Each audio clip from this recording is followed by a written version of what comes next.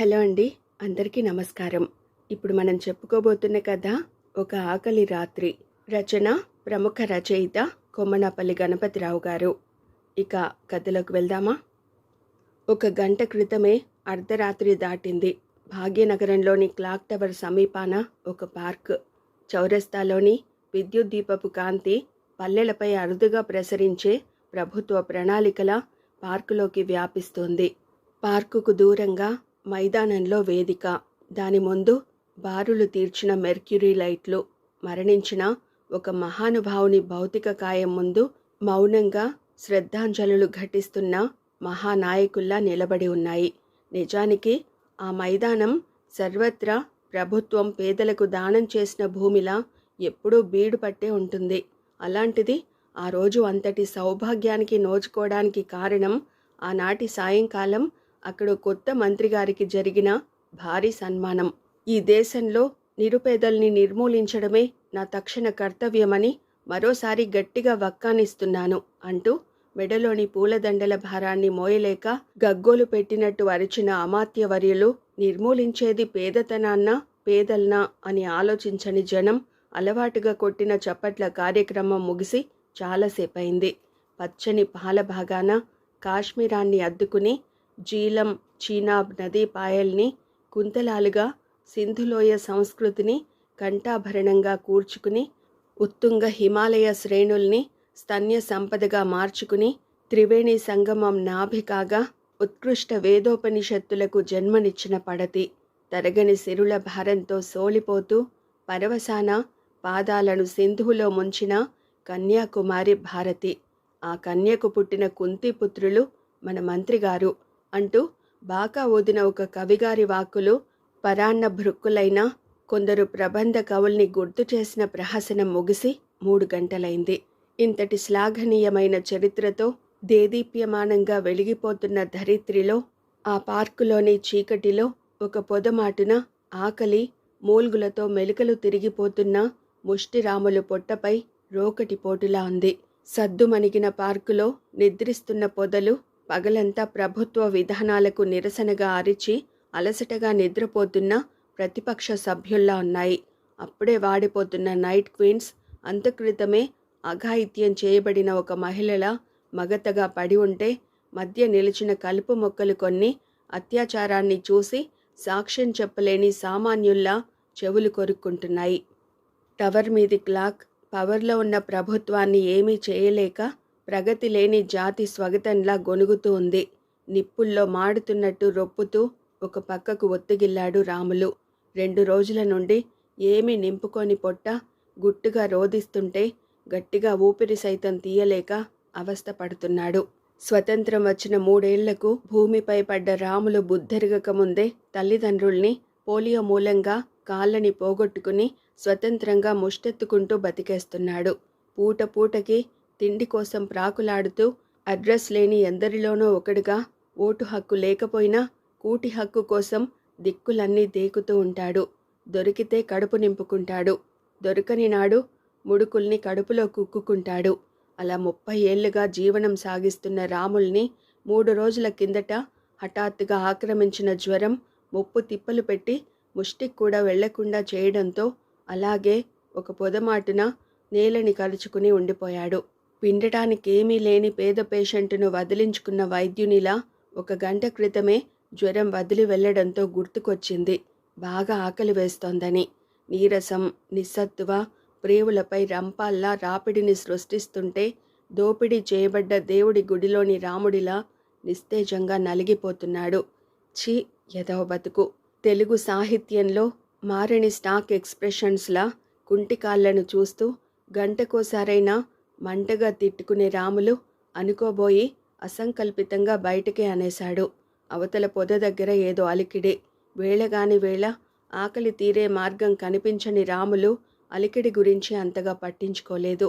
దేవుడికి జాలి లేకపోయినా గాలి దేవుడికైనా కరుణ కలిగి ఎంగిలి విస్తరాకైనా ఎగిరివస్తే బాగున్నని బాధపడ్డాడు. అలా బాధపడ్డం రాములకు హాబీ కాదు, అలవాటు.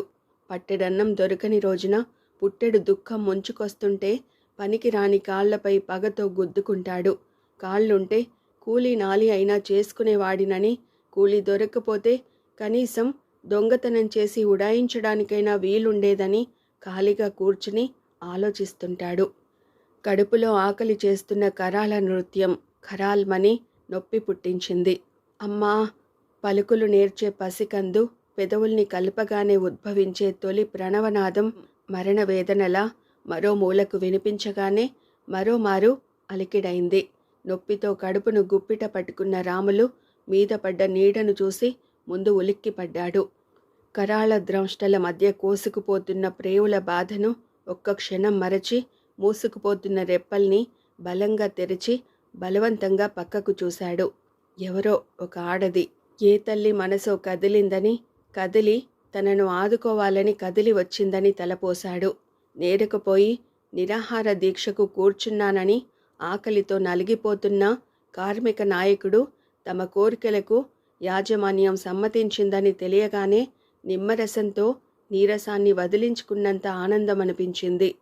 చిల్లులు పడ్డ చీకటిలాంటి చీరను ఒంటికి చుట్టుకుని కళ్ళను చిట్లిస్తూ ముందుకు వంగిన ఆమె వస్తావా అని అడగబోయి రాములు నువ్వా అంది నిరాసక్తంగా. డబ్బులిచ్చే విట్టుడి కోసం ఎదురు చూస్తుంటే డబ్బు లాక్కునే రక్షక భటుణ్ణి చూసినట్లనిపించింది. ఆమె కంఠాన్ని గుర్తించిన రాములు ఆమె పిలవగానే ప్రత్యక్షమైన దేవత కాదని తెలుసుకుని పదవి కోసం పార్టీ హైకమాండ్ పాదాలను గట్టిగా పట్టుకున్నాక కూడా లిస్టులో పేరు లేని నష్టజాతకుడిలా నకనకలాడిపోయాడు. సీతాలు నువ్వంటే పలకరించబోయిన రాములు అనవసరమైన శ్రమ ఎందుకని అలాగే నోరు తెరుచుకుని ఉండిపోయాడు. సమకాలీన రామరాజ్యంలో కష్టాలను కంఠం వరకు దిగమింగుకుంటూ బతుకుతున్న రాములకు సీతాలు ఏమీ కాదు. భర్తుంటే భార్యగా బతికేది, అన్న ఉంటే చెల్లిగా సుఖపడేది. అలాంటి వాళ్ళెవరూ లేకపోవడంతో 2 పిల్లలకు తల్లి మాత్రం అయింది.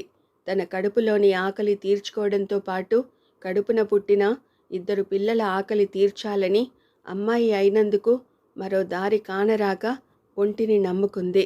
దానిని అమ్ముకుంటూ బతుకుతోంది. రోజు గడవాలంటే సీతాలు రోజు పార్కుకు రావాలి.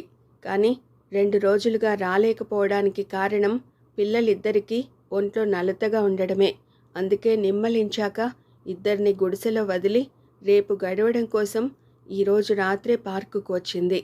ఆకలితో ప్రాణం కడగంటి పోతుంటే ఆశగా బయటకు చూస్తూ నిలబడింది. 2 ఆకలి మేట్స్ కాబట్టి తరచుగా పార్కులో కలుసుకుంటారు.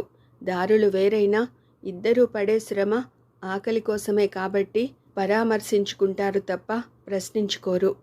అందుకే ప్యాసింజర్ అనుకుని రాములు దగ్గరకు వెళ్ళిన సీతాలు నిజం తెలుసుకుని పరిచయమున్న అపరిచితురాలిలా విడిపోయి పార్కు అంచున నిలబడి పైకి చూస్తోంది. ఎవరది? ధాటిగా వినపడ్డ కంఠానికి అక్కడ పొదమాటున ఉన్న రాములతో పాటు పార్కు గోడ దగ్గర నిలబడ్డ సీతాలు అదిరిపడింది. ప్యాసింజర్ అయితే బాగున్ను అనుకున్న సీతాలు లాఠీ పట్టుకు నిలబడ్డ పోలీసు జవానుని చూడగానే పక్క ఎముకల్ని పట్టకారుతో నొక్కినట్టు బెదిరిపోయింది. ఆకలితో రొట్టె ముక్క కోసం ఆర్తిగా నిలబడ్డ పసికందు పులినోట పడ్డట్టు విలవిల్లాడిపోయింది. నువ్వటే పద. సీతాలును పోలీసు లాక్కెళుతుంటే నిర్వేదంగా నవ్వుకున్నాడు రాములు. సీతాలు మీద జాలితో బాధపడ్డాడు. సీతాలు పోలీసుల పరమైనందుకు కాదు అతడి బాధ. ఆకలి తీరక సీతాలు వస్తే అది తీరకపోగా అప్పళంగా వేరొకరి ఆకలి తీర్చే సాధనమైపోతున్నందుకు. శవానికి ఒరిసిచ్చేసే మనుషులు ముష్టి బతుకుల్లోని ముదనష్టపు జాతకాల గురించి మదన పడుతూ ఉండిపోయాడు. ఎదవలోకం ఎదవ న్యాయం. ఆకలి బాధను లోకంపైకి మళ్లించుకున్నాడు. కసిగా కళ్ళు మూసుకున్నాడు. పార్కుకు దూరంగా ఆనాటి సాయంకాలం మైకులో వినపడ్డ మాటల్ని మననం చేసుకున్నాడు. పార్కులో కూర్చున్న ఎవరో అనుకున్న మాటల్ని గుర్తు చేసుకున్నాడు. నల్లకుంటలో ఒక ఇంటి దోపిడీ, సికింద్రాబాదులో దొంగతనం, చోరీ, ఆకలి ఆకలి ఆకలి. ఈ దోపిడీలన్నింటికీ కారణం ఆకలి. కాదు కాదు మరెవరో అరిచినట్టయింది.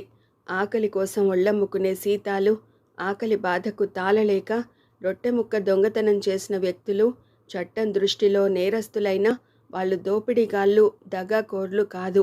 ఆకలి కోసం కాక అంతస్తు కోసం లోకాన్ని దోపిడీ చేసే వ్యక్తులే నిజమైన నేరస్తులు. కానీ వాళ్ళని చట్టం ఏమీ చేయలేదు. కారణం చట్టాన్ని చేసింది వాళ్ళు. చట్టాన్ని తమ చుట్టంగా మార్చుకోగల శక్తివంతులు. చేతిలో కత్తున్నవాడు తన చేతినెప్పుడూ నరుక్కోడు. అందుకే సీతాలు, తనలాంటి రాముళ్ళు దోషులైపోతుంటారు. కసితో పైకి లేచాడు రాములు. దూరంగా రొద చేసుకుంటూ వెళుతున్న ఖరీదైన కార్లని, దగ్గరలో నిలబడ్డ ధనవంతుల భవంతుల్ని, కిటికీలలో నుండి కనిపిస్తున్న చిరుకాంతుల్ని చూసి సహించలేనంత ఆవేశంతో కదిలిపోయాడు. లోకాన్ని నరికేయాలన్నంత ఉద్రేకంతో ఊగిపోయాడు. ఎవరినైనా హత్య చేసైనా ఆకలి తీర్చుకోవాలనుకున్నాడు. ఆవేశంతో పైకి లేవబోతూ అర్థం చేసుకున్నాడు తనకు కోపం ఉన్నా కాళ్ళు లేవని. ఉక్రోషంతో కళ్ళల్లో నీరు చిమ్మింది. ఎదవ బతుకు స్టాక్ డైలాగును మరోమారు గుర్తు చేసుకున్నాడు. ఇంతలో చోర్ చోర్ పకడో! దూరంగా అరుపులు, బూట్ల టకటకలు క్రమంగా దగ్గరవుతున్నాయి. ఏం జరిగిందో తెలుసుకునేలోగా రాముల్ని తన్నుకుంటూ నేలపై పడి పైకి లేచి పరిగెత్తాడో వ్యక్తి. ఒడిలో పడ్డ మూటని చూసి పరిగెత్తుతున్న మనిషిని పట్టించుకోవడం మానేశాడు. అందులో ఏదన్నా ఒక్క రొట్టె ముక్కైనా దొరుకుతుందేమోనని ఆశగా మూట విప్పాడు. అందులో రొట్టె ముక్క లేదు. అప్పటికి ఆకలి తీర్చలేని జిగేల్మంటున్న బంగారపు నగలు. వాటిని చూడగానే నిస్త్రాణగా ఉండిపోయాడు రాములు. ఆకలితో అలమటించేవాడికి హఠాత్తుగా దేవుడు ప్రత్యక్షమై నీకు అన్నం తప్ప అన్నీ సమకూరుతాయి అని వరం ఇచ్చినట్టు ఇబ్బంది పడిపోయాడు. తూ దీని అవ్వ అనుకునేంతలో బలంగా ఎవరో జబ్బ పట్టుకున్నట్టయి బెదురుగా చూశాడు. పోలీసులు. రాములు జరిగిందేదో చెప్పబోతున్నవాడు లాఠీ దెబ్బతో కుప్పలా కూలిపోయాడు. ఆ మరుసటి రోజు దినపత్రికల్లో ప్రచురించబడిన నగరంలో సంచలనం సృష్టిస్తున్న దొంగ ముఠాలోని ఒక వ్యక్తి అరెస్టు. నగల ఆచూకీ కోసం పోలీసు కుక్కలు నిర్విరామంగా గాలిస్తున్నాయి అన్న వార్త దేనికి సంబంధించిందో మనకు తెలీదు. అయితే రాములు చాలా ఆనందంగా ఉన్నాడు.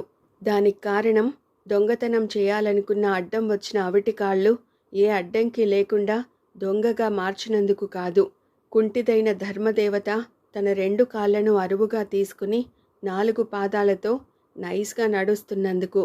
అలా నడుస్తున్న దానికి సాక్ష్యంగా పోలీసు కస్టడీలోనైనా పట్టెడన్నం దొరుకుతున్నందుకు. ఇదండి ప్రముఖ రచయిత కొమ్మనాపల్లి గణపతిరావు గారి రచన ఒక ఆకలి రాత్రి అనే కథ. మరో మంచి కథతో మళ్ళీ కలుసుకుందామండి. Thank you.